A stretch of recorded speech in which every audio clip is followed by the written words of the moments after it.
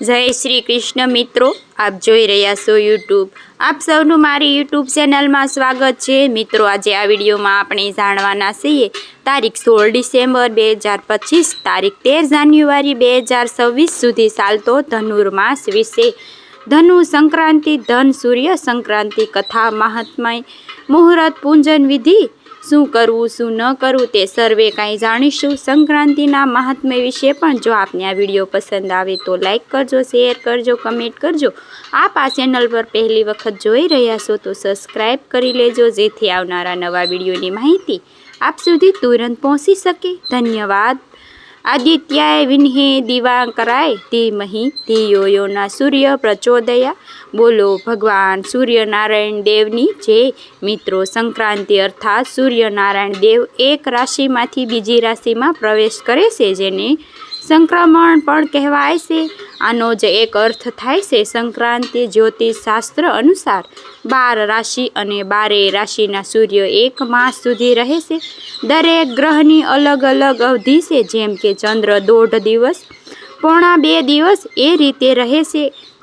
એ જ રીતે સૂર્યનારાયણ દેવ કે સૂર્ય ગ્રહ એક માસ સુધી એક રાશિ રહે છે, એક રાશિમાં રહે છે. અત્યારે સૂર્યદેવ વૃષભ રાશિમાં નીકળીને ધનુ રાશિમાં પ્રવેશ કરે છે. ત્યારે ધનારક કમૂરતા બેસે છે. કમૂરતા અર્થાત કોઈ પણ મુહૂર્ત ન હોય અથવા તો શુભ મુહૂર્ત ન હોય. કોઈ પણ આપણે લૌકિક કાર્ય કરી શકતા નથી, પરંતુ ધાર્મિક કાર્ય કરી શકીએ છીએ. પ્રભુ ભક્તિ, કથા કે યાત્રા કે તે કરી શકીએ છીએ. એ જ રીતે સૂર્ય જ્યારે મીન રાશિમાં પ્રવેશ થાય છે ત્યારે મીનારક કમૂરતા બેસે છે. આમ ધનારક અને મીનારક કમૂરતા એવા જેમાં શુભ કાર્ય વંચિત છે, વર્જિત છે, અલૌકિક વર્જિત છે. લગ્ન, સગાઈ, મુંડન આદિ હિન્દુ ધર્મ સંક્રાંતિ ઘણું મહત્વ છે. એવું પણ કહેવાય છે કે સંક્રાંતિમાં કરેલા તીર્થ ભગવાન કૃષ્ણનો આ મહિનો છે અને આમાં સારા કામ થતા નથી, વર્જિત છે. લોકપ્રિય કાર્ય વર્જિત છે. લગ્ન, સગાઈ, મોડન આદિ હિન્દુ ધર્મમાં સંક્રાંતિનું ઘણું મહત્વ છે. એવું પણ કહેવાય છે કે સંક્રાંતિમાં કરેલા તીર્થ સ્થાનોમાં જઈને સ્નાન દાન કરી એટલું પુણ્ય આપે છે કે જેમાં ગ્રહણમાં આપણે જેટલું જ શુભ દાન પુણ્ય કરીએ છીએ તેમાં જે ફળ મળે છે તેટલું. આમ સંક્રાંતિના અમાવસ્યા, ગ્રહણ, પૂર્ણિમા આ તિથિઓમાં એવી છે કે જેમાં દીધેલું દાન અક્ષય થઈ જાય છે. આ ધનુ સંક્રાંતિ 2025ના વર્ષની છેલ્લી સંક્રાંતિ છે.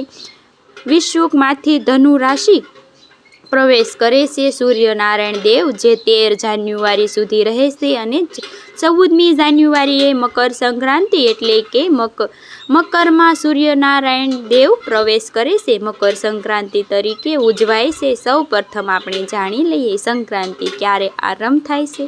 2025માં ધનુ સંક્રાંતિ તારીખ 16 ડિસેમ્બર 2025 વહેલી સવારે લગભગ 4:30 વાગ્યાની આસપાસ સૂર્યદેવ ધનુ રાશિમાં પ્રવેશ કરે છે, જે તારીખ 13 જાન્યુઆરી 2026 સુધી રહેશે. જો કે સૂર્યનારાયણ દેવ પોતાના નક્ષત્ર બદલાતા રહે છે, પરંતુ રાશિ 1 મહિના સુધી એક ને એક જ હોય છે. સૂર્ય સંક્રાંતિમાં પુણ્યકાળનું પણ ઘણું મહત્વ છે. તે પુણ્યકાળે સવારે લગભગ 7:09 લઈને 12:23 સુધી, મહાપુરાણ કાલ કે 7:09 સુધી લઈને 8:53 આસપાસ, જે સમય દરમિયાન ગંગા સ્નાન કરવું શુભ મનાય છે. વહેલી સવારે 4:30થી સંક્રાંતિ આરંભ થાય ત્યારથી જ સ્નાન દાન જપનો મહિમા વધી જાય છે. જો કે આપણે તીર્થોમાં જ ન જઈ શકીએ તો ઘેરે પણ શુભ નદીઓના પવિત્ર જળનું સ્મરણ કરીને સ્નાન કરી શકીએ છીએ. ધન સંક્રાંતિના દિવસે સવારે વહેલા ઉઠી સ્નાન આદિ પરવારી શુદ્ધ વસ્ત્ર ધારણ કરવા, ભગવાન સૂર્યનારાયણ દેવને જલ અર્પિત કરવું. સૂર્ય મંત્રનો જાપ કરી શકાય છે અથવા ગાયત્રી મંત્રનો જાપ પણ કરી શકાય છે. જે આપણા ઈષ્ટદેવ હોય તે પ્રમાણે મંત્ર જાપ કરવો. સંક્રાંતિના દિવસે ત્રાંબાના લોટામાં જલ ભરીને સપટી કંકુ અને સપટી ચોખા નાખીને ગોળની ગાંગડી નાખીને કાળા અને સફેદ તલ પણ નાખી શકાય છે. અને ભગવાન સૂર્યનારાયણ દેવને જલ અર્પિત કરીને આ મંત્ર જપ ઓમ ગણી સૂર્યાય આદિત્યાય નમઃ અથવા ઓમ ભૂર્ભુવસ્સુઃ તત્સવિતુર્ વરેણ્યં ભર્ગો દેવસ્ય ધીમહિ ધિયો યો ના પ્રચોદયાત્.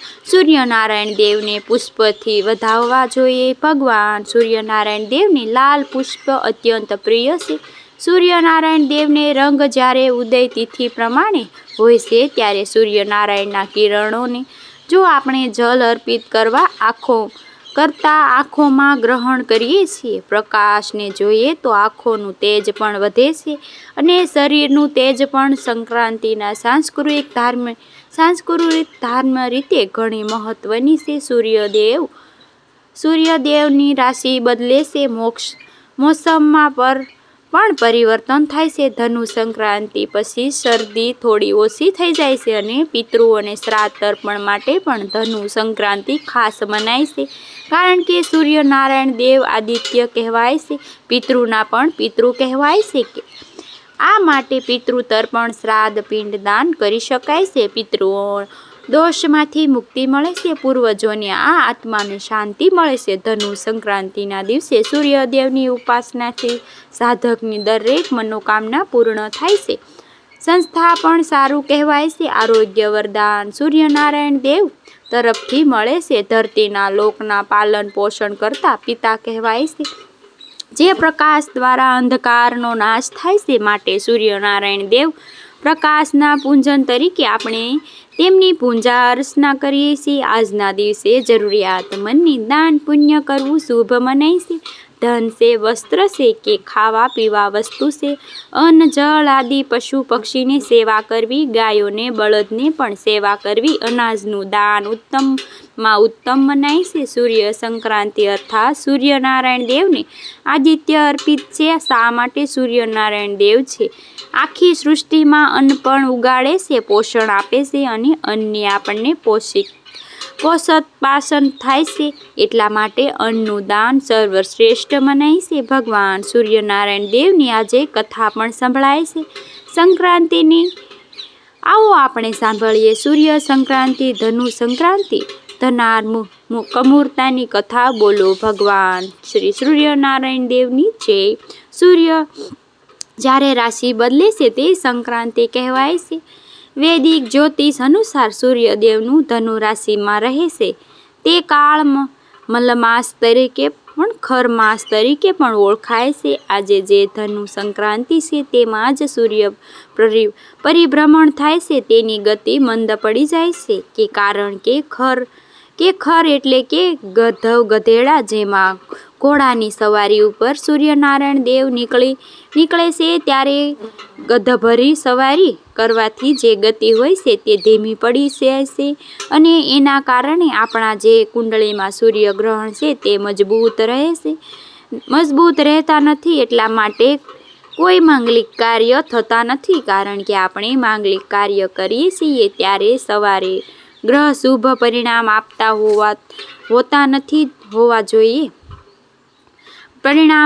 હોવા જોઈએ જ નહીં. જીવનની શરૂઆત શુભ અને મંગલકારી રહેતી નથી. ધનુ સંક્રાંતિ અને ધર્મ કર્મ કાર્યો સાથે જોડાયેલા છે. ધનુ અર્થાત ગુરુની રાશિ. ગુરુ એટલે બૃહસ્પતિ દેવ, જે દેવોના દેવ ગુરુ છે, તે આ રાશિ સમર્પિત છે. અને મીન રાશિ પણ જ્યારે સૂર્યનારાયણ દેવને તેમના ગુરુને મળવા જાય છે ત્યારે સૂર્યનારાયણ દેવ ગુરુની સેવામાં વ્યસ્ત રહે છે. એટલા માટે આજે એક માસ છે તેમાં આપણે સૂર્ય પૂજા અને ગુરુ પૂજા પણ કરીએ છીએ. તો સુખ, સમૃદ્ધિ અને મહામૃત્યુંજય મંત્રનો જાપ થાય છે, જેથી શારીરિક માનસિક બલ રહી જાય છે. ગરીબ જરૂરિયાતમંદને રક્ષા અનુસાર અન્નદાન, ધનદાન, વસ્ત્રદાન આદિ કરી શકાય છે. હવે આપણે જાણી લઈએ કે ધનુ સંક્રાંતિ દરમિયાન શું કરવું, શું ન કરવું. આ ખર માસ દરમિયાન વિદ્યા આરંભ કરવી, નામકરણ, સંસ્કાર, કર્ણછેદન, અન્નપાન, વિવાહ, સંસ્કૃત ગૃહ પ્રવેશ, વાસ્તુ પૂજન સમેત ઘણા જ માંગલિક કાર્ય છે જે આપણા ગૃહસ્પતિ જીવનને લાગુ પડે છે. તે કાર્ય કરવાથી બચવું જોઈએ. ધનુર્માસ કે ઘરમાંથી પણ કથા પણ શાસ્ત્રો ઉલ્લેખ છે કે એવી કથા છે કે સૂર્યદેવ પોતાના 7 ઘોડાના રથમાં પરિભ્રમણ કરી રહ્યા હતા. અચાનક ઘોડાને તરસ લાગી એટલે કે સૂર્યનારાયણ દેવને તે ઘોડાને એક તળાવ પાસે છોડ્યા કે જ્યારે તે ઘોડો પાણી પીવા માંડ્યો. પાણી પીધા બાદ ઘોડાને આળસ આવી અને તે ત્યાં જ આરામ કરવા બેસી ગયો. ત્યારે સૂર્યનારાયણ દેવને યાદ આવ્યું કે તેમણે તો સૃષ્ટિ માટે નિત્ય ઉર્જાવાન થઈને ચાલતા રહેવાનો જ આદેશ છે. માટે સૂર્યનારાયણ દેવે તે ઘોડાને તે તળાવ પર જ છોડી દીધો. છોડીને તે તળાવ પાસે બે ગધેડા દેખાયા. સૂર્યનારાયણ દેવે તેમને રથમાં જોડી દીધા અને સવારી કરવા માંડ્યા. ઘોડાને બદલે ગધેડાની સવારી થઈ માટે સૂર્યનારાયણ દેવના રથની ગતિ મંદ પડી ગઈ. આ સમયે તેમનું તેજ પણ ઘટી ગયું. મકર રાશિ પ્રવેશ કર્યા બાદ તેમણે ફરી પોતાના ઘોડા પર સવાર થયા અને તેમનું તેજ ફરી ધારણ કર્યું. આથી જ સૂર્યનારાયણ દેવ જ્યારે ધનુ રાશિમાં પ્રવેશ કર્યા ત્યારે ગધેડાની સવારીવાળા રથ ઉપર બિરાજમાન હતા, જેને કારણે સૂર્યનારાયણ દેવનો તે તેજ પ્રભાવ હતો તે ઘટી ગયો. માટે સૂર્યનારાયણ દેવના આ ઘટી ગયેલા તેજને કારણે શુભ કાર્ય કરવા એ હિતાવહ મનાય છે. માટે શાસ્ત્રોમાં આપણે ઋષિમુનિઓએ પંડિતોએ આજ્ઞા આપી છે કે ખરમાસ જ્યારે સૂર્યનારાયણ દેવ ધનુ રાશિ કે મીન રાશિમાં પ્રવેશ કરે ત્યારે શુભ કાર્ય ન કરવા જોઈએ. આ સમય દરમિયાન ગુરુનો પ્રભાવ પણ શુભ હોતો નથી. માટે સૂર્યનારાયણ દેવનું ગુરુ ગ્રહમાં પ્રભાવવાહિત અથવા તો ઓછો પ્રભાવને કારણે, નિસ્તેંદ પ્રભાવને કારણે અથવા તો વધી પડે છે અગ્નિને કારણે. તે ગુરુ ગ્રહ મોટો ગ્રહ છે અને અગ્નિ પ્રધાન ધનુ રાશિ કે સૂર્યનારાયણ દેવ પણ અગ્નિ તત્વી ભરેલા છે. માટે ગુરુ ગ્રહણ જ્યારે સૂર્યનારાયણ દેવ પ્રવેશ કરે છે તેની ધનુ રાશિમાં પ્રવેશ કરે છે ત્યારે અગ્નિ તત્વ વધી જાય છે, જે માંગલિક કે શુભ કાર્ય માટે વર્જિત મનાય છે. સૂર્યનારાયણ દેવને ગ્રહોના રાજા સૂર્યનારાયણ દેવની આરાધના કરવાથી સર્વે ગ્રહો પ્રસન્ન રહે છે. માટે આ ધનુર્માસમાં ભક્તિભાવથી ભગવાન સૂર્યનારાયણ દેવને ગુરુદેવની આરાધના અવશ્ય કરવી જોઈએ. ગુરુ ધારણ કરેલા હોય તો કંઠી બાંધેલી હોય તો ગુરુદેવના ચિત્ર અથવા ગુરુદેવને જો હાજર હોય તો તેમની પણ દંડવત પ્રણામ કરવા અવશ્ય જવું જોઈએ. આવા કાર્ય થાય તો, પરંતુ શુભ કાર્ય ન થાય જે આપણે લૌકિક કાર્ય તેના થાય છે. ખરમાસ કે ધનુ સંક્રાંતિમાં લવ મેરેજ કે પછી સ્વયંવર જેવા લગ્ન કરી શકાય છે. આ ઉપરાંત શુભ કાર્યો ખાસ કરીને ભાગવત સપ્તાહ બેસાડી શકાય છે. આ ઉપરાંત ભગવદ્ ગીતાનો પાઠ વાંચવો કે સાંભળવો તથા શાસ્ત્રો પૌરાણિક પારાયણ કરવી ઉત્તમ મનાય છે. કોઈ પણ સમય હોય ત્યારે જન્મ મૃત્યુ તો કોઈ પણ રોકી શકતું નથી તથા ભગવાનની ભક્તિ અવશ્ય કરવી જોઈએ. સંક્રાંતિ એવું પણ માન્યતા છે કે જ્યારે સૂર્યનારાયણ દેવ ગુરુની ધનુ રાશિમાં પ્રવેશ કરે છે ત્યારે સૂર્યનારાયણ દેવ ગુરુદેવની સેવામાં એટલે કે બૃહસ્પતિની સેવામાં સંલગ્ન રહેશે. માટે સૂર્યનારાયણ દેવનું તેજ ઘટી જાય છે. આવી ઘણી બધી માન્યતા છે, કારણ કે કોઈ પણ શુભ કાર્યમાં આપણે આગળ પણ જોયું છે કે સૂર્ય, ચંદ્ર અને ગુરુનું બળ, શુક્ર બળ અને હોવું જોઈએ. શુક્રનું બળ હોવું જરૂરી છે. માટે પણ આ ખરમાસ તે ધનુ સંક્રાંતિ શુભ કાર્ય થતા નથી. મને આશા છે કે આપને આ વિડીયો જરૂર પસંદ આવ્યો હશે. મને સાંભળવા માટે ધન્યવાદ. આપ સૌને મારા જય શ્રી કૃષ્ણ.